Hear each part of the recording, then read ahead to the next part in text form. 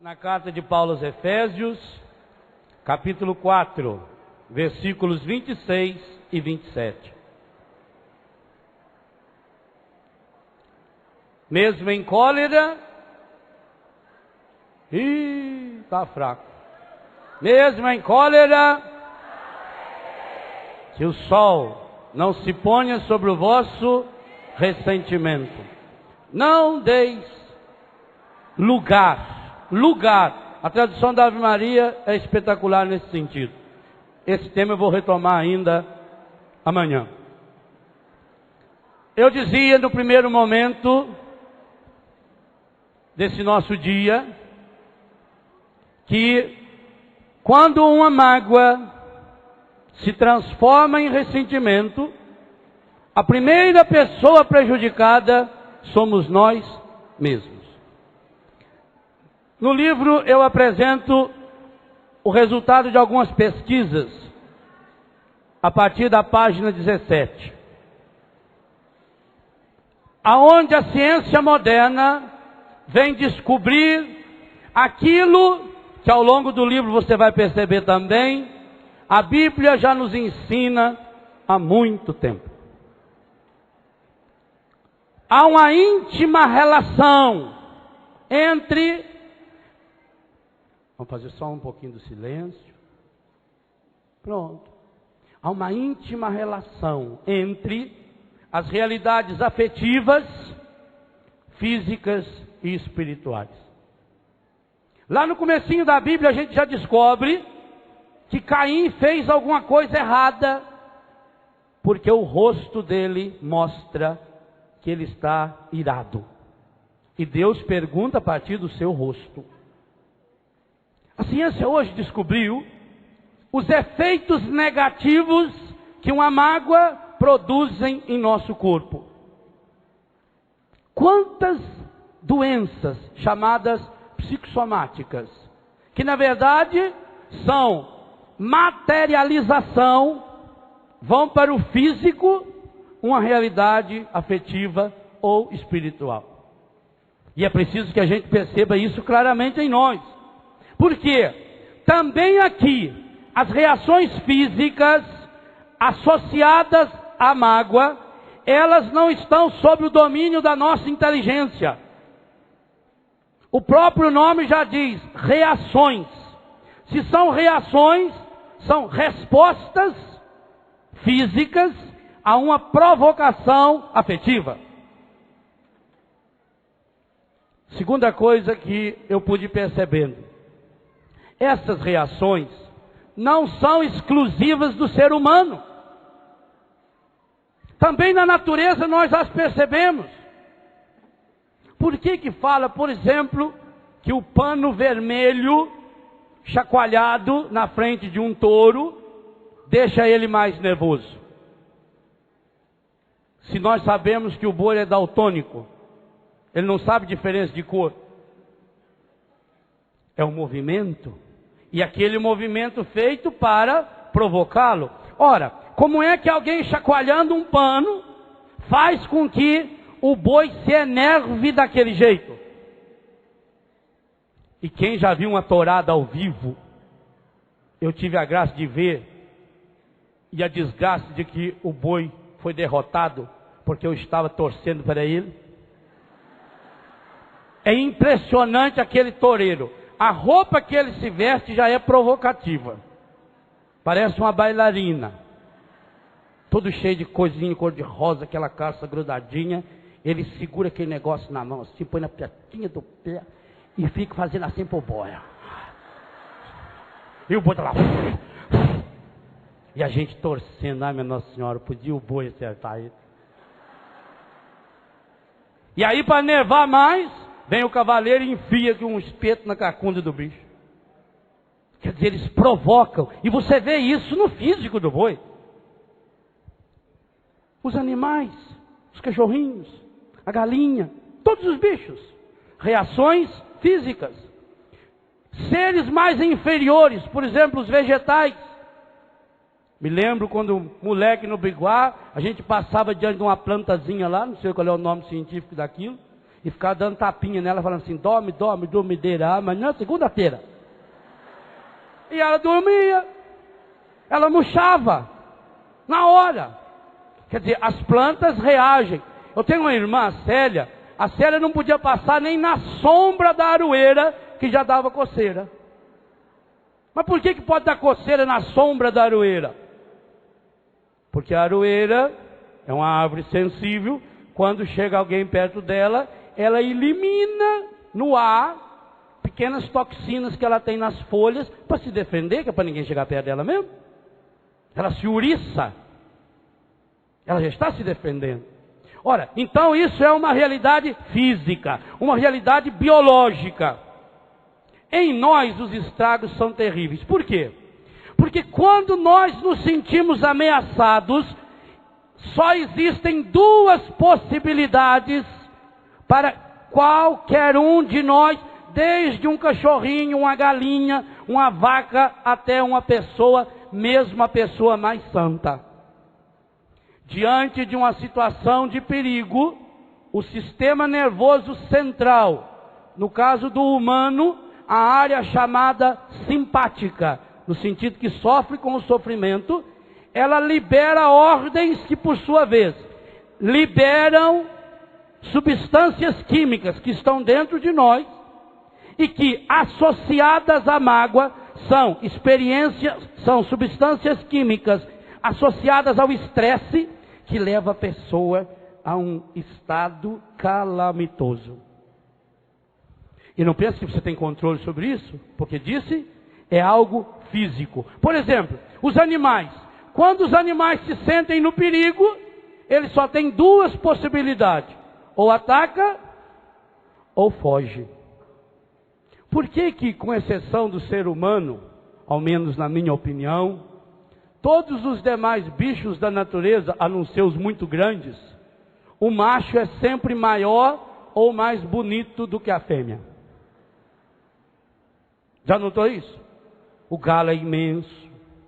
Pega um fazão, que coisa espetacular é o macho. O pavão. Por quê? Para defender a vida.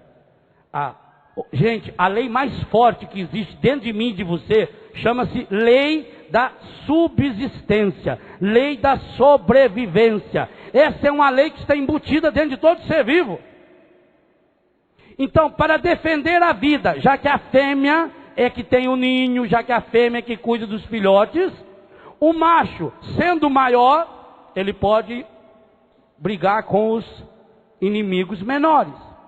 Mas quando o inimigo que vem até ele é maior, então entra em jogo a sua beleza, as asas, as penas, o barulho que ele faz. E normalmente o macho vai numa direção contrária da fêmea. Quantas vezes você olhando pode pensar, nossa, ele está fugindo, abandonando a fêmea com os filhotes. E ele vai fazendo barulho, para quê? Para que o inimigo corra atrás dele. E ele então, indo numa direção contrária, a mãe defende os seus filhotes. Quando você vê, por exemplo, o gato, se ele vê um cachorro, o cachorro é inimigo dele, quando treinado para ser inimigo, o gato começa, ele vai uriçando, ele vai se encolhendo, ele levanta o rabo, ele aumenta os pelos assim para dar a impressão que ele é maior. E ele está olhando para o lado, como quem diz, Nossa Senhora, para onde irei? Quando ele vê um rato, é diferente. Quando ele vê um rato que ele vai atacar e ele sabe que pode vencer, o corpo dele fica comprido, ele estica, ele se afina para poder correr mais, ele prepara as garras, ele olha e ele não faz barulho. Quando é para defender de um cachorro, ele faz barulho. Quando é para atacar o rato, ele não faz barulho, ele não é besta. Se ele miar, o rato olha no pé. Então, ou ataca, ou foge. O cachorrinho, o cachorro quando faz um barulho, ele levanta a orelha, levanta o rabinho, e já vai para o lado. Quem é? Viu que ele pode atacar, ou que ele está numa turma, em turma eles atacam sempre. Ele estica o rabo, ele prepara o organismo dele, ele levanta a orelha, ele estufa o peito e corre. Mas Se ele vê que é um bicho maior do que ele vai enfiando o rabinho no meio da perna e começa a latir. Para onde irei? Todos os seres, com você também. Na hora em que você se sente ameaçado, não interessa se é uma bomba atômica, se é um caminhão que está vindo na sua direção, não interessa se é só o dedo de alguém, a mão de alguém que ama você, ou se é algo que só a sua cabeça está sabendo ou o seu coração está sentindo. Não interessa. Diante de uma ameaça, o simpático avisa, o sistema nervoso central avisa, ou ataca ou foge. Você imagina se você visse 2 pernilongos voando na sua direção, se você iria pegar uma metralhadora para matar os 2. Talvez nesse caso até que aí não seria exagero, para matar pernilongo vale tudo. Mas você gastaria uma metralhadora para matar um bichinho que você mata na mão? O nosso organismo faz isso. Quando eu treino o meu organismo, a mágoa é um treinamento para a derrota. Começa no meu físico, nós vamos chegar no espiritual. Agora vamos olhar para o nosso corpo. Ela me prepara para ser derrotado, para ser fraco, para me amarrar as pernas, para não me deixar correr, para não me deixar enfrentar. Então veio a mágoa. Não interessa se você está vendo o perigo ou só lembrando dele, gente. Para a cabeça da pessoa é tudo igual. Hoje está provado e comprovado que uma criança assistindo um desenho violento na televisão reproduz a mesma violência. Porque não tem diferença se algo é virtual, se algo é real, se algo é imaginário. O cérebro não sabe disso, na hora ele avisa. No que ele avisa, o organismo começa a se preparar. E como é que o organismo se prepara? Primeira coisa, ele dá uma ordem para o seu coração. Bata mais rápido. Produza mais sangue. Circule mais rápido. Então, por isso que o nosso coração, quando a gente fica nervoso, quando a gente fica com medo, quando a gente fica com raiva, o que acontece com o coração? Acelera, dispara, taquicardia. Ele vai a 140, 150. Com um detalhe terrível. O mesmo cérebro que ordena o seu coração para agilizar os batimentos cardíacos, ele orienta as veias, os vasos e as artérias para que se comprimam, estreitam. Por isso que muita gente, quando tem uma notícia ruim, por exemplo, corre o risco de uma parada cardíaca. Por quê? O coração está trabalhando o dobro. A minha veia está comprimida. Por isso que você fica a perna bamba. Por isso que você fica branco. Porque não circula, inclusive atinge o pensamento. Quando a pessoa fala, padre, eu fiquei com tanta raiva que eu não conseguia nem raciocinar direito. Isso é biologicamente corretíssimo. Porque na verdade o sangue não está agora trabalhando no meu cérebro. Por isso você não consegue raciocinar direito. Ele deu uma ordem que eu preciso correr, ele foi para a minha perna. Ele está se preparando para fugir do inimigo. Por isso você não pensa direito. Por isso que na hora do pavor, como é que eu descubro o temperamento de uma pessoa? Na hora que ela é provocada pelas circunstâncias, pelas dificuldades. Mas além do coração acelerado, das veias e das artérias comprimidas, da fraqueza que nós sentimos nos ossos, as articulações não conseguem trabalhar direito porque elas secam ou ressecam o líquido que vai. Por isso que muita gente, quando tem, por exemplo, uma notícia ruim, ataca a coluna. Por que tantas pessoas, quando tem uma notícia ruim, têm dor de cabeça? A medicina hoje já descobriu mais de 150 tipos diferentes de cefaleia, de dor de cabeça. Mais de 150 tipos. Aquilo vai atacando a pessoa fica no estado. Tem dor de cabeça, tem uma delas que é chamada cefaleia suicida. Porque quando dá, e normalmente dá mais em homem esse tipo de dor. Quando dá essa dor de cabeça, ela ataca mais essa região do glóbulo ocular, a pessoa chora de dor física, que muita gente na hora pensa em se matar. Porque não consegue, é um surto que dura aí 10, 15 dias. E durante um dia, 10, 15 vezes a pessoa tem essa dor. É uma dor terrível. Tem uma cefaleia infantil. E às vezes a mãe diz, não, isso é porque vê a avó falar que está com dor de cabeça, ela também fica com dor de cabeça. É porque, ou o pai fala, isso é porque é frescura da mãe, a mãe vive queixando de dor de cabeça. Aí ó, você quer esse dor de cabeça? Olha agora aí, ó. A Mariquinha está com essa dor de cabeça também. Puxou a mãe. Isso é frescura, dá uma água de açúcar aí que passa. Pode não ser. Hoje nós sabemos que a cefaleia é também hereditária. Gente, olha o mal que você faz, uma mágoa no meu coração, produz a cefaleia, ou produz a taquicardia, ou produz a compressão das minhas veias, e eu depois passo isso como uma doença física para meus descendentes, para meus filhos, ou até mesmo para as pessoas que convivem comigo. Mas a mágoa não fica satisfeita só em afetar o seu coração, ela começa a afetar o pulmão, você não consegue respirar direito. Por que você fica com falta de água? Ai, meu Senhor, estou tão fraqueza. Ai, você falou. A perna fica, a pessoa precisa achar uma coisa para segurar. A respiração ficou ofegante. O fígado, sentindo-se ameaçado, ele começa a eliminar uma quantidade maior de colesterol. E por isso você sente a boca amarga. Quando você está com tristeza, por isso que as pessoas dizem, desgraça sempre vem acompanhada, né? É claro. Porque vai se criando um clima para desgraça. Meu coração acelerou. A veia comprimiu. Para onde vai esse sangue? O sangue me sobe para a cabeça. E sobe mesmo. Só que ele vai e volta com a mesma velocidade, da cabeça para as pernas. O fígado elimina colesterol. O baço começa a se sentir ameaçado e vai jogando fel. As enzimas que tem dentro dele, ele precisa se defender. O estômago recebeu uma ordem que ele precisa trabalhar mais. Acontece que ele não tem comida lá dentro para ele eliminar. Então ele começa a produzir os ácidos, os sucos que vão digerir. Como não tem nada lá dentro, ele começa a queimar a parede do estômago. E vai comendo, por exemplo, ferindo o esôfago, o duodeno. Porque a úlcera do esôfago, a úlcera do duodeno. E aí a pessoa sente aquela queimação, aquilo vai subindo. Isso é psicológico. Não, é físico. É físico e vira câncer e mata. E mata. Mas foi uma ordem psíquica. Foi uma cólera. Foi uma raiva momentânea que eu tive.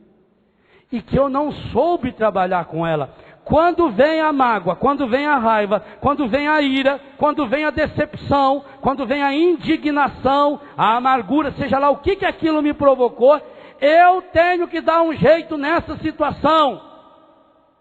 E eu tenho algumas possibilidades. Primeira, ou eu transformo aquilo em ressentimento. Já sei o que acontece se eu transformo em ressentimento. Eu não quero isso. Ou eu faço o meu corpo trabalhar, eu jogo essa minha mágoa, essa minha raiva, eu jogo ela para o meu corpo, eu somatizo. Eu também não quero isso. Então nós precisamos descobrir uma saída. E é o que nós vamos tentar fazer ao longo desse acampamento, achando uma saída. Então, quantas vezes você sente reações físicas? Você sente a perna branca, bamba, você sente aquela fraqueza, você sente aquela indisposição. Sabe aquele dia que você levanta, você não tem coragem para nada. Parece que você só quer estar deitado. Não sabe, é uma amargura. Parece que você estava prevendo alguma coisa. E é real. Porque já que o inconsciente não tem passado nem futuro, ele capta a realidade até longe de si mesmo. Pense então nas mulheres. Toda a questão do ciclo menstrual. Como é que isso é afetado? E gente, nós não estamos falando só de uma realidade física, não. Não esqueça o que eu falei lá atrás. Nós estamos falando de uma realidade espiritual. Nós estamos preocupados com a salvação de cada um de vocês e a nossa. Nós não viemos aqui no acampamento estudar o corpo humano ou as reações psicoafetivas momentâneas, não. Nós estamos preocupados com a salvação. E veja bem, quando uma mulher somatiza no útero, no ovário, nas trompas, no seu ciclo menstrual, a primeira coisa que ela vai deixando de viver é o plano de Deus na sua vida como feminina. Aquilo que era o grande sinal mensal de que Deus ama você, de que Deus está preparando o seu útero para ser mãe, de que você tem a vocação mais linda do universo, nesse livro Homens e Mulheres Restaurados, aborda esse tema, que foi inclusive tratado aqui também no acampamento, de uma forma muito inspirada por Deus ali.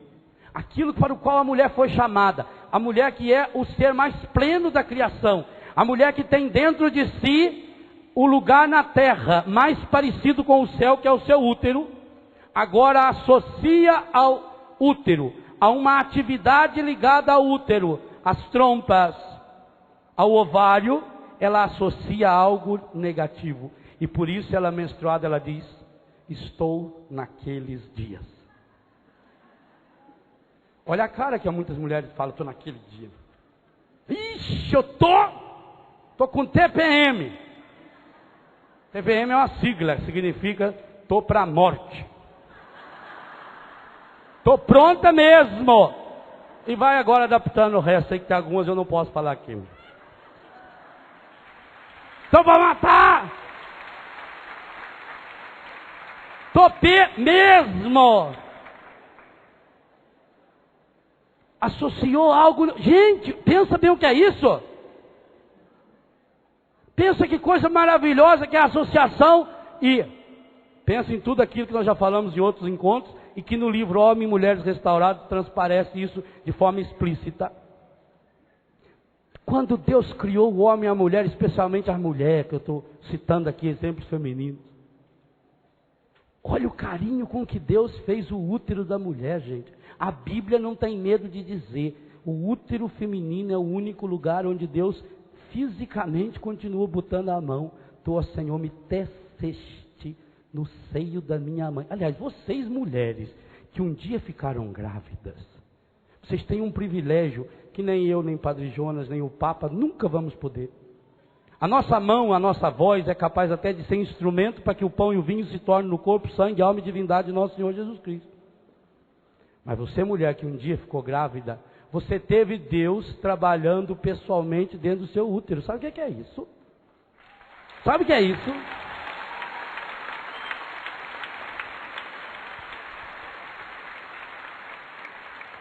A cura da tensão pré-menstrual. E aliás, que a maior parte é puramente psicológica, não tenha dúvida disso, porque grandes experimentos médicos internacionais curaram essa doença usando remédio falso. Está, gente, abrindo... Olha, quando você diz que está com a TPM, quando você começa a dizer que está irritada e começa a querer justificar a sua irritação por causa do período menstrual, vou dizer uma coisa, você preste bem atenção, porque eu estou pensando cada palavra que estou falando. Quando você começa a reclamar, porque está naqueles dias, está na TPM, você está começando a abrir o portãozinho lá do corredor da frente da sua casa, para que o encardido entre e um dia tome conta do útero. E hoje, infelizmente, o demônio já toma conta do útero a cada ano de pelo menos 3 milhões de mulheres nesse país, quando ele consegue meter a mão dele lá dentro para fazer o aborto. Olha onde começou. Começou lá. Ah, está nervosa? Também está naqueles dias.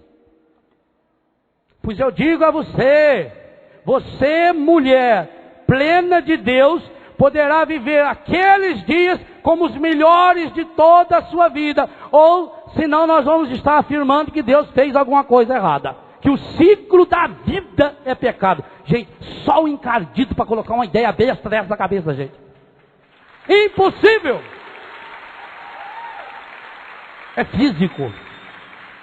É claro que, se o nosso não, no caso das mulheres, o organismo feminino começa a se, é uma revolução linda a cada mês, porque é Deus que está preparando, Ele está preparando o ninho. Que coisa maravilhosa. Ele está aveludando o útero, que ele é veludo. Se um dia você tiver a oportunidade de ver uma foto científica do útero feminino preparado para receber o óvulo, ah, que coisa espetacular. É um ninho feito de um algodão, uma coisa transparente, linda e maravilhosa. Ele se reveste inteiro, porque o óvulo fecundado está vindo pelas trompas, pela trompa no caso, e vai cair ali dentro. Então precisa estar cheio de algodão, sabe? Que lugar lindo, preparado. E aí, como não veio a fecundação, aquilo sai junto em forma do sangue menstrual. É uma coisa linda e maravilhosa. Cada vez que acontecesse isso, quantas mulheres sabem a hora exata em que está acontecendo esse processo? Elas sentem as dores, elas sentem sensações. Aquelas pessoas que trabalham com o planejamento familiar natural sabem disso. A mulher é capaz de pôr a mão e saber o dia em que ela está ovulando. Ela sente uma pequena dor. Já pensou? Se nessa hora você pudesse botar a mão aqui, saber que você está segurando na mão de Deus. Sabe o que é isso? Que é Deus que está ali dentro trabalhando. Sabe o que é isso?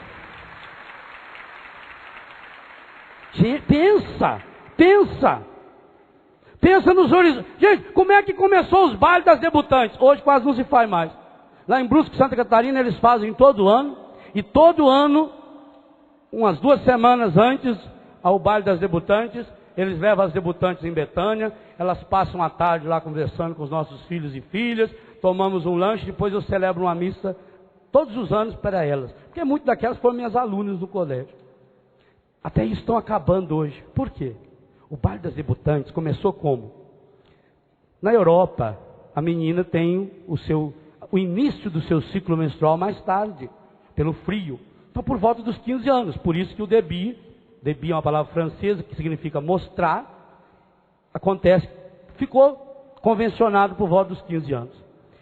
Quando a menina, preparando-se, sabia que ia vir a sua primeira menstruação, a mãe, o pai, olha que coisa espetacular, começava a preparar uma festa, mandava fazer um vestido, e a hora que vinha a menstruação, podia ser que hora fosse, mandava buscar o pai no trabalho, na roça, onde ele estivesse, ele vinha, ele tomava um banho, ele punha uma roupa bonita, a mãe vestia a menina com uma roupa branca de mulher, e enquanto a mãe ficava preparando a festa em casa, com as suas vizinhas, avós, parentes, o pai saía com a menina, de casa em casa, para os seus amigos, mostrando o début. Eu estou mostrando a minha filha, ela é mulher.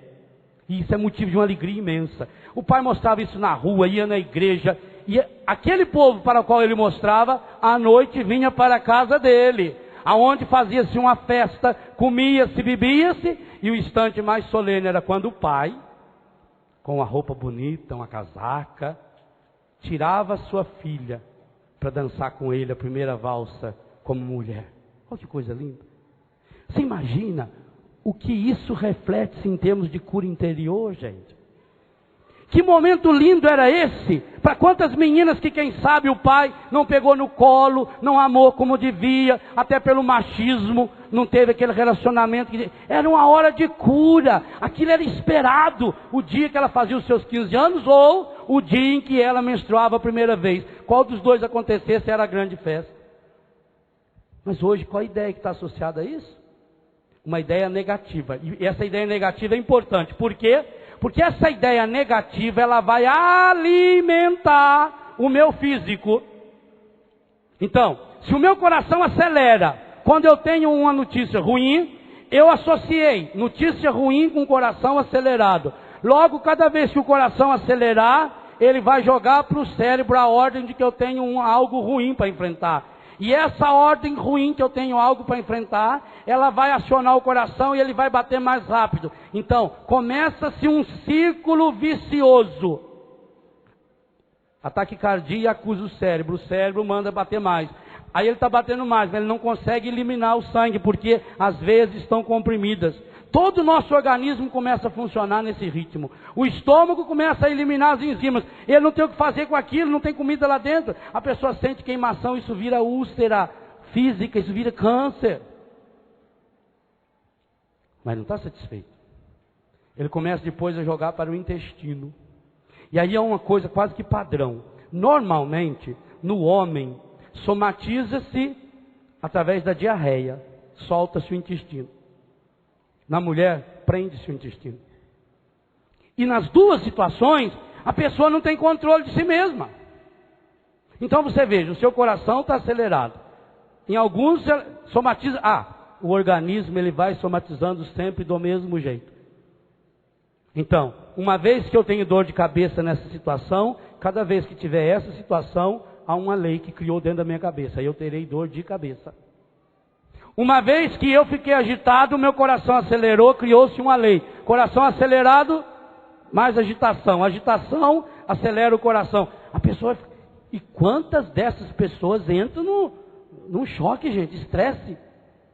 Quantos entram numa depressão física que chega, hoje a medicina sabe disso, chega a comer pedacinhos do cérebro, neurônios. E isso é irreversível. O neurônio, quando destruído, não tem a menor possibilidade de você recuperá-lo. É físico. Criou-se um corpo adoentado. Como o sujeito que foi no médico e disse: doutor, eu devo estar com alguma doença muito grave. Aonde localiza-se a sua dor, meu filho? Doutor, dói o corpo todo. Mas não é possível, o corpo todo. Eu aperto com esse dedo aqui na minha perna, está doendo, aperta aqui, dói, aperta a barriga, dói, aperta a nuca, dói. O doutor examinou o dedo dele, estava quebrado. Se ele apertasse uma parede, ia doer. O ressentimento, a mágoa transformada em ressentimento faz isso. Você passa a sentir dor aonde não tem. E aí você, olha, criou um mecanismo de defesa que é físico. Você agora fica preocupado quando não tem problema. Já notou pessoa que fica preocupada? Ah, não sei não, está tudo tão calmo, tudo tão... Sei não, olha, como é que tá as coisas? Olha, padre, falar para o senhor, estou até com medo. Até com medo, aqui. Até agora está indo tudo tão bem. Igual o cara caiu do prédio do 20º andar. Quando passou em frente do 10º andar, ele falou: até aqui está indo tranquilo. Ao chegar lá, viu? Não sei não, olha bem. Se tudo estiver indo bem, cuidado. O doido estava encostado na parede. Escutava. Passava um médico e lá. Escutando, que silêncio. Passava outra pessoa e lá. Avisaram o diretor. Seu coitado, ele está lá, já faz uns 4, 5 dias. Fica escutando a parede. O diretor foi lá. Tudo bem? Fica escutando. Aí o diretor também. Pôs o ouvido.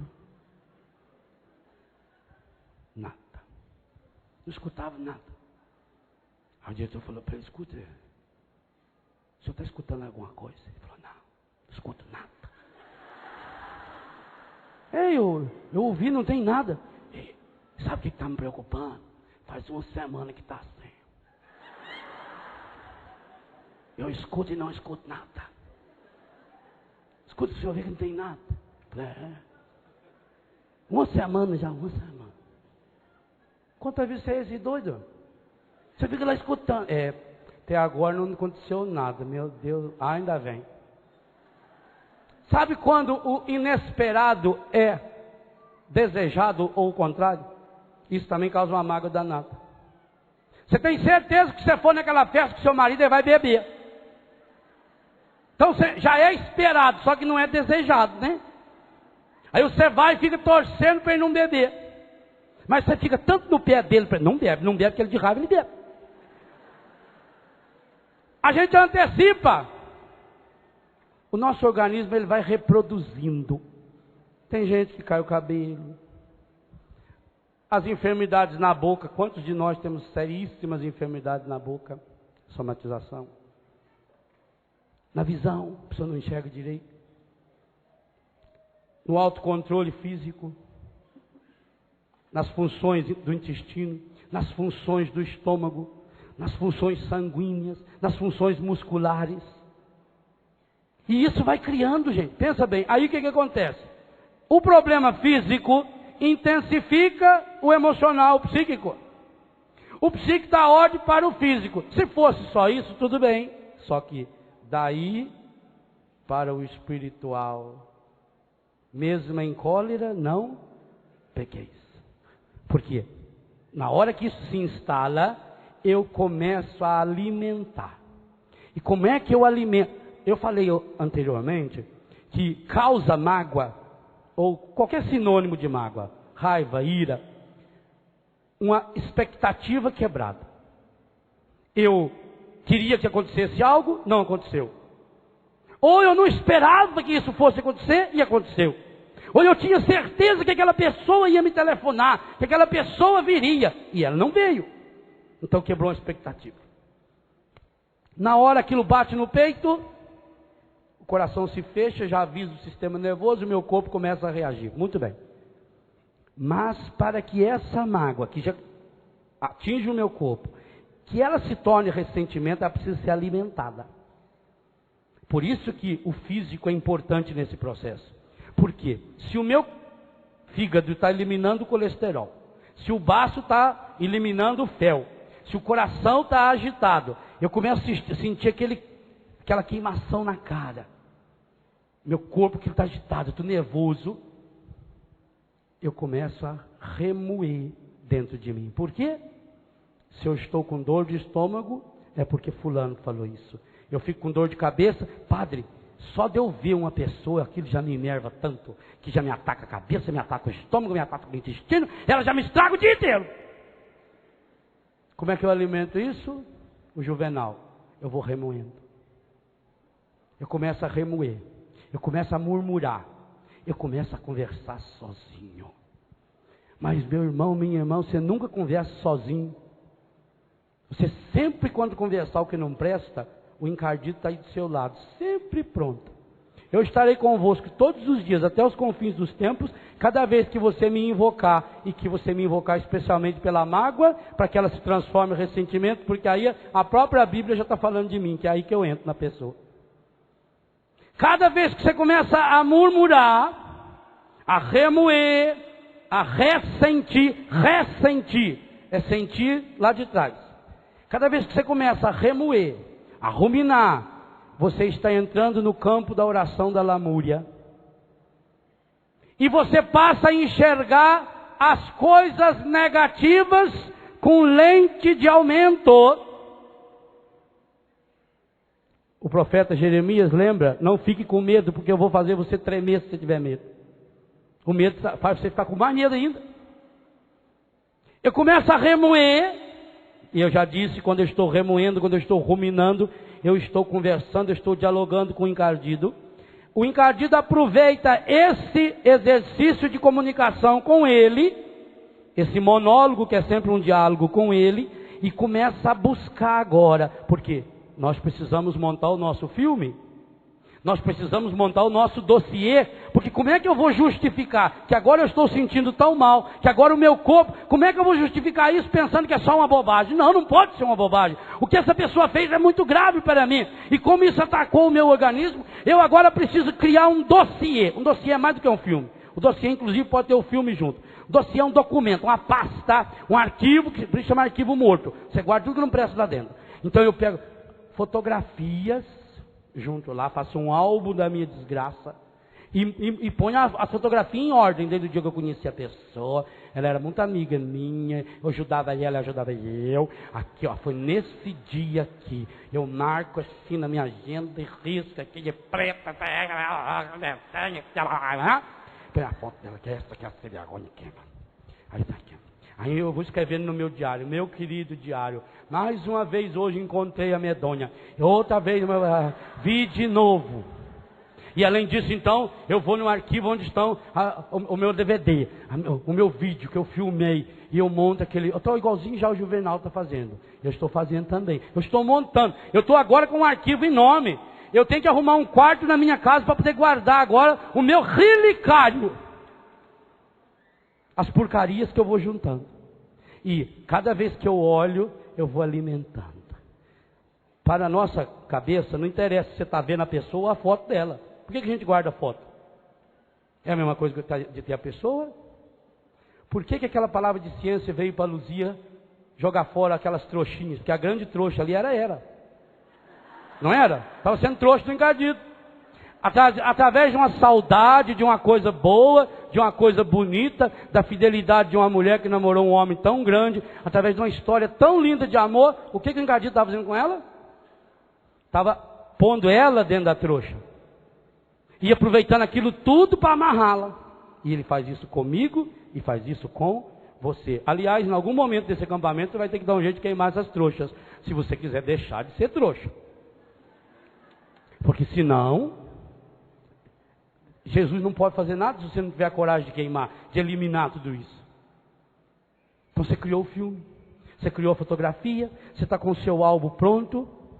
Ruminando, você vai treinando. Treinando para quê? Porque eu preciso agora contar isso para os outros. Eu preciso agora partilhar, para ver se a minha dor diminui. Mas quando uma pessoa está tomada pelo ressentimento, ela não partilha.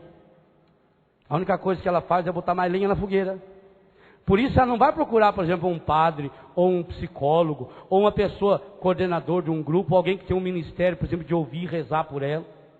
Ela vai procurar gente, principalmente, que tem um problema semelhante. Os iguais vão se juntando. E aí, e por que é importante juntar? Para partilhar. Aí eu conto a minha desgraça, você conta a sua. Acontece que, depois que você contou a sua para mim, já que eu estou também numa desgraça tão grande, acontece um processo de associação. A hora que eu for contar a minha desgraça de novo, eu preciso associar ela à sua desgraça, para que a minha fique maior e aquela pessoa me dê razão. Eu estou com um dossiê terrível guardado dentro de mim. E eu vou alimentando. E sabe o que mais dói? Quando você descobre que a grande pessoa que mais lhe fez o mal, aquela pessoa responsável por esse problema que você tem no coração, no intestino, no fígado, no baço, na orelha, sei lá onde for, que essa pessoa não está nem aí para você. Casou, mudou, nem lembrança não deixou. E aí alguém chega, e sempre terá um filho encardido para trazer a notícia. Alguém chega para dizer: vi fulano, está na praia. Aquele tá tão bem, né? Tá bem, graças a Deus. Nossa, mas olha, ele até ficou mais moço, ó. Tava bem, tá num carro bom, né? Tá trabalhando lá com o doutor fulano. Casou, né? Aí você vai para casa, você leva o antigo com a mulher junto, agora você está levando ela junto. O patrão dele vem junto, que você fica com raiva. Como é que aquele homem foi dar emprego para aquele tão safado, sem vergonha, que prejudicou tanto você? E todos os novos amigos que ele tiver. Porque há uma lei que o ressentimento escreve no meu coração e no seu. Quando eu não gosto de uma pessoa, tudo que ela fizer não presta. Mesmo que seja bom. E o que ela fizer de ruim, então é maior ainda. Eu preciso de multiplicar e divulgar e contar para todo mundo. Só não diga assim que tem que contar para Deus e para o mundo. Porque normalmente para Deus você não conta. Se contar para Deus, começa a morrer o ressentimento. A única coisa que o encardido não quer é que você conte seu ressentimento para Deus. Porque ao contá-lo para Deus, ele é o único que tem o que fazer com o seu ressentimento. Para qualquer outra situação, qualquer outra instância, física, psíquica, afetiva, espiritual, que você contar o seu ressentimento, só vai aumentá-lo. Por isso que o demônio não quer que você conte seu ressentimento para Deus. É o único que pode resolver. E nós vamos partilhar resoluções práticas que Deus está nos ensinando. Mas se você não tomar consciência disso, de como é que o processo do ressentimento se instala em você, sabe por que é importante a gente descobrir? Porque, gente, se há uma coisa que o encardido não tem, é criatividade. Ele age sempre do mesmo... Aliás, eu fico impressionado com a eficácia dele por isso. Ele age sempre do mesmo jeito, com as mesmas armas, sempre. Ele só muda a roupa. São Paulo diz que ele se traveste em anjo de luz. Ele cria dentro da gente um espírito de justiça. A gente tem que ser... Vamos para ser bobo também? Você viu que a pessoa fez para a gente, agora vai ficar... Não, Senhor! Mas a hora que faço isso, eu estou alimentando. O ressentimento alimentado vai gerando esse inferno. Esse inferno vai tomando conta do meu corpo. A minha reação física ruim, eu fico indisposto, eu fico ruim, eu já não saio, eu já fico mais nervoso, mais irritado. Você imagina o que é uma diarreia no tempo de frio? Lá em casa, aquele medonho, aquele frio lá de 4, 5 graus. Ao que você começa a esquentar, embaixo do cobertor, do dedão, você sente aquele vum-vum que vem aqui. Ah, minha Nossa Senhora. Você levanta. Aquele vaso está uns 18 abaixo de zero. Você senta ali. Às vezes nem tem uma hipoglose lá no banheiro. Você senta. Aquilo sai até espuma. Quem que está no banheiro com você? O encardido. Bem, o encardido deixa marca, inclusive física ali. E aquela pessoa, você está xingando ela, agora está culpando ela, é por culpa dela que você está sentado naquele trono gelado, aquela hora da madrugada. Aí você levanta, muito má vontade, vai e deita de novo.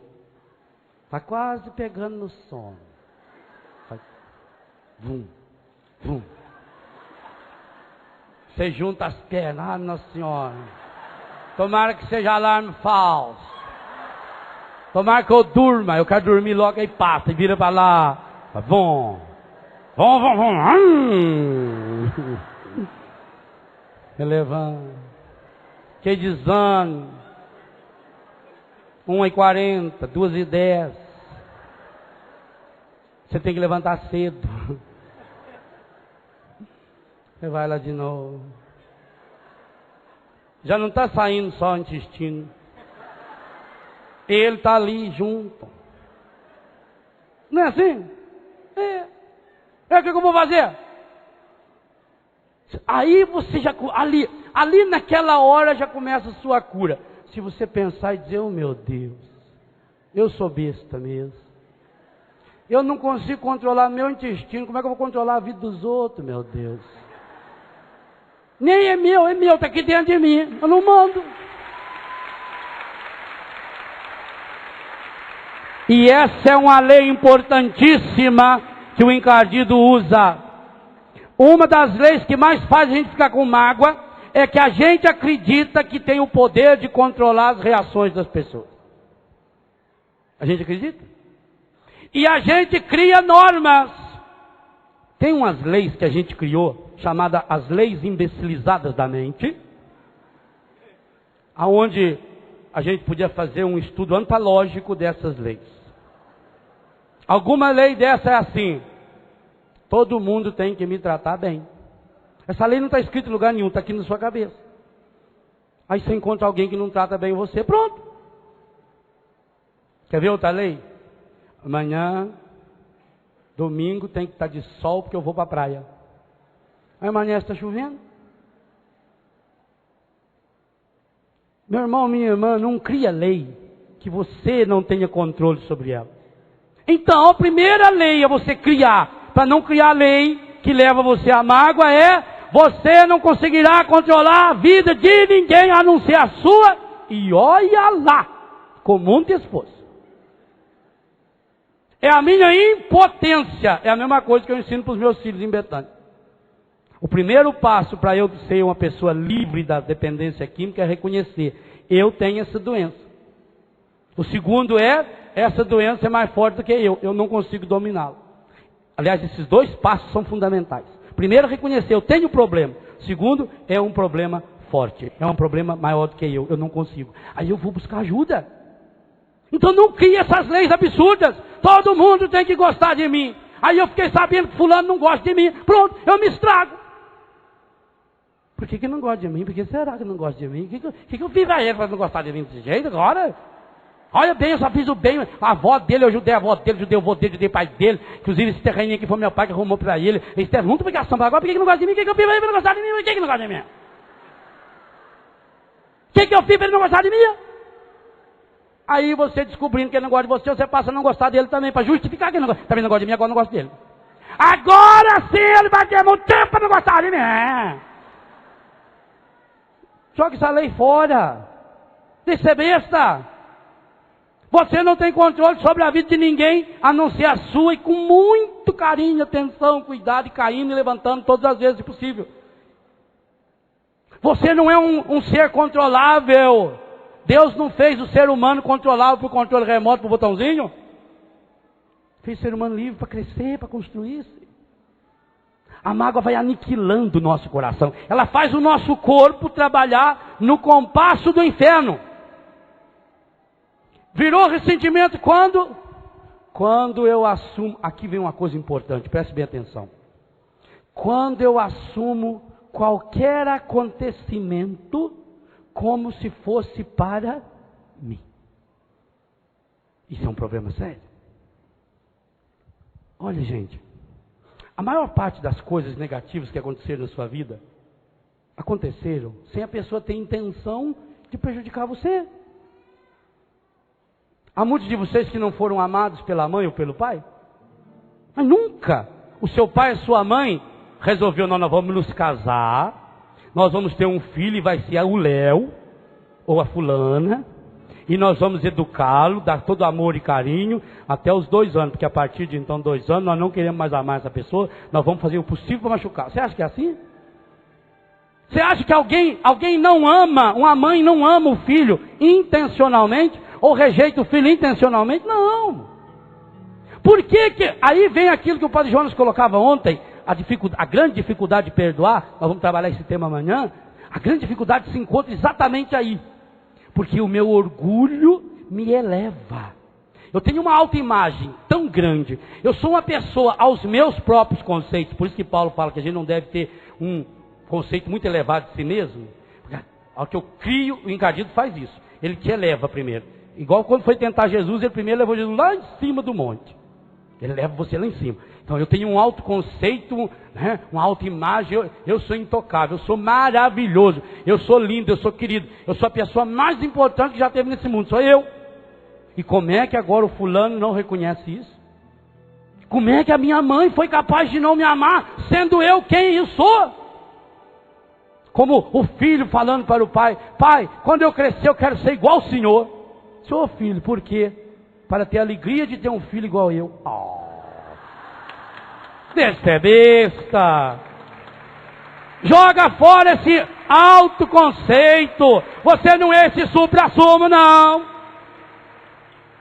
Por isso que é bom a gente ter diarreia de vez em quando, para ver que a gente é normal, que a gente não tem domínio nem sobre o intestino, quanto mais sobre a vida alheia.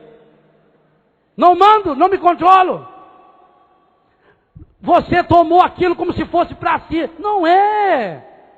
Aquele caminhão que passou em alta velocidade e jogou barro no seu vestido, ele nem sabe que você existe. Ele passou em alta velocidade porque está preocupado com a filha dele, com o filho dele que está morrendo na estrada. Ele está desesperado. E você é capaz de guardar o homem, o caminhão e tudo dentro do seu coração pro resto da vida. E ficar o resto da vida falando, porque não fosse aquele dia, porque eu estava indo naquela festa. Lá naquela festa tinha aquele rapaz. E eu ia falar com ele. E lá nós íamos namorar. Aí, como aquele caminhoneiro passou, sujou meu vestido, eu voltei para casa. Eu não fui na festa. Aí estava lá a Doralice, e a Doralice ficou com ele. Ele casou com a Doralice. Ó, eu agora estou aqui, estou uma velhona, ninguém quer. Tudo corpo daquele caminhoneiro, a mãe está no centro dos infernos. Que ele estraçalhou a minha vida, ele acabou com a minha vida. Qual é o nome dele? É aquele caminhoneiro. Eu não quero nem saber o que é o nome dele. Eu não vi nem a cor do caminhoneiro, eu tenho que raiva dele. Ele não fez isso de propósito, não. Eu estou percebendo uma coisa: 99,99999% das vezes que alguém nos ofende, não quis nos ofender. Não é comum alguém falar, padre, se eu soubesse eu nem tinha falado isso, padre. Padre, eu fiz uma brincadeira. Se eu soubesse que ele ia ficar tão nervoso, eu nem falava para ele limpar o pé, ele que entra com o pé sujo. Se eu soubesse que ele ia ficar desse jeito, eu lá sabia, padre, que ela tem uma berruga na orelha, que ela tem trauma da orelha. Eu não sabia. Eu lá sabia que o pai dela morreu suicidado, eu não sabia. Normalmente, gente, as pessoas nos ofendem ou nos machucam, não é porque elas querem, ainda mais pessoas que nos amam. As pessoas nos machucam porque nós também machucamos as pessoas. Porque viver é difícil, conviver é difícil. As pessoas nos machucam para nos dar a oportunidade de superar o obstáculo. Como é que você treina alguma coisa? Enfrentando obstáculos, enfrentando desafios. Você quer ser musculoso, você começa a levantar peso e vai aumentando o peso, vai aumentando o peso. Quanto mais peso você conseguir levantar, mais forte você é. Pois muito bem, um dia você também falou que quer ser um homem de Deus, uma mulher de Deus. Um dia você falou que quer ser cristão. Um dia você quer ir assumir a sua missão de ir para as águas mais profundas, assumindo a vocação de batizado. Muito bem, para ir para a água mais profunda tem que ter fôlego melhor, tem que ter mais coragem, tem que enfrentar os desafios, tem que ter coragem de passar fome, de passar frio. Mas se eu quero ir para a água mais profunda, mas nunca tenho coragem de ir além da areia, peraí. Então, as dificuldades, elas são para nos fortalecer. E também, especialmente espiritualmente falando. Eu tenho que ver nas situações ruins, e esse é um dos segredos que eu vou retomar na hora que a gente começar a trabalhar como fazer a cura desse processo que nós estamos levantando nessa manhã. É eu ter a humildade de, ao invés de perguntar, por que isso aconteceu comigo? Por que eu? Sabe, padre, uma coisa que eu não entendo. Tanta gente ruim no mundo. A gente vê na televisão, nos programas aí, mostra estuprador, pessoa que mata. Eu nunca fiz isso para ninguém, não. Sempre procurei, tá certo, eu sou santo, né? Mas a gente sempre procurou fazer o bem, né? Agora, padre, eu não entendo. Por que eu? Por que minha mãe, padre? Por quê? Minha mãe é católica e ele é crente, rezado. Chefe do clube de ouvintes, arrecadadora. Por que ela gosta desse problema? Eu não entendo, eu não me remoto com Deus ao mesmo tempo. Por que eu? Não pergunte por que eu. Não pergunte por que comigo. Porque eu vou dizer uma coisa a você. Cada vez que você fizer essa pergunta, só o encardido poderá respondê-la. Mas ninguém, nem Deus. Nem Deus. Só o encardido. Cada vez que você fizer essa pergunta, a única assistência que você vai ter é do encardido com os seus anjos. Você quer que Deus, pelo poder do Espírito Santo, esteja ao seu lado? Mude a pergunta. E pergunte, para quê? O que eu posso aprender com isso? Que bem eu posso tirar dessa situação? Porque o Deus em quem eu acredito é o Deus que é capaz de transformar o pior de todos os males no maior de todos os bens. E esse é o primeiro passo para a cura do nosso ressentimento.